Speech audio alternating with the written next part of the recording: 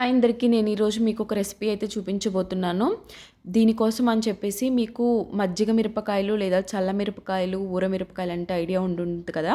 అవైతే నేను చూపించబోతున్నాను. వీటి కోసం మనం ఫస్ట్ మిర్చీస్‌ని ఇలా కొంచెం చీల్చి మజ్జిగలో సాల్ట్, కొంచెం పసుపు వేసేసి కంప్లీట్‌గా ఒక 2 డేస్ అయితే ఇలా సోక్ చేసి ఉంచాలి. దాన్ని ఊరబెట్టడం అంటారనమాట. థర్డ్ డే నేను ఇలాగా డ్రై చేశాను. బట్ ఇక్కడ స్వీడన్‌లో అంత ఎక్కువ ఎండ రాదు కాబట్టి ఇవి ఎక్కువ డ్రై అయిపోవు. మనకి ఇండియాలో మే టైంలో ఒక 1½ డే పెడితే క్రిస్పీగా అవుతాయి కదా! బట్ ఇక్కడ అలా అవ్వవు కాబట్టి నేను ఇక్కడ మైక్రో ఓవెన్‌లో పెట్టేస్తున్నాను.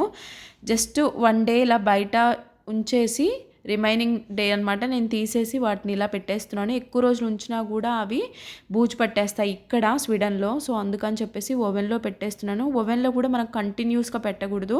కొంచెం బయటకు తీసి 1 మినిట్ తర్వాత మళ్ళీ వాటిని కొంచెం అలా కదిపేసి మళ్ళీ పెట్టాలి. కాన్స్టెంట్ పొజిషన్‌లో వాటిని అలాగా హీట్ చేస్తే మాడిపోతాయండి. అందుకని బయటకు తీసి మళ్ళీ వాటిని ఇలా కొంచెం మూవ్ చేసేసి వాటి పొజిషన్ మార్చేసి మళ్ళీ పెట్టాలి. అట్లాగా మనకి క్రిస్ప్ అయ్యే వరకు పెట్టాలన్నమాట. మనకి ఇలా కొడితే సౌండ్ రావాలన్నమాట ప్లేట్లో. అంతవరకు మనం వాటిని ఉంచాలి. ఎక్కువ మళ్ళీ 1 మినిట్, హాఫ్ మినిట్ అలా పెట్టుకుంటా వాటి పొజిషన్ని మార్చుకుంటూ మాత్రమే మనం ఇలాగా చేయాలి. సో ఇది చూసారు కదా మనకి చాలా క్రిస్పీగా అయితే అయ్యాయి. సో నేను ఇవన్నీ కూడా ఇక్కడ ఇలాగే చేసుకున్నానండి. నాకు ఎందుకంటే మనకి పప్పు చేసుకున్నప్పుడు ఈ కాంబినేషన్ తినడం అంటే నాకు చాలా ఇష్టము. ఇంటికి వెళ్ళి కూడా 1 ఇయర్ అవుతుందండి. ఇండియా వెళ్ళి కూడా 1 ఇయర్ కంప్లీట్ అయింది. సో అందుకని చెప్పేసి నేను ఈ ఆప్షన్ చూస్ చేసుకున్నాను.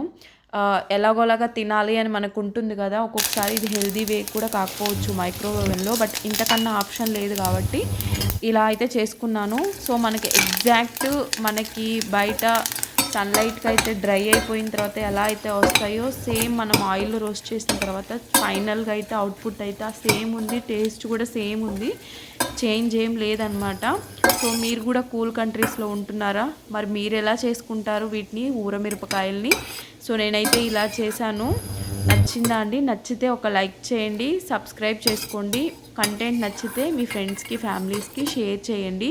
ఇండియాలో ఉంటే మనకి ఇలాగా అవసరం లేదండి. మంచిగా మే టైంలో చేసుకోవచ్చు. కూల్ కంట్రీస్లో ఉన్నప్పుడే ఇలాంటి ఆప్షన్స్ చూసుకోవాలి. సో పప్పుతో ఇలా చేసుకున్నామంటే అదిరిపోతుంది టేస్ట్. Thank you.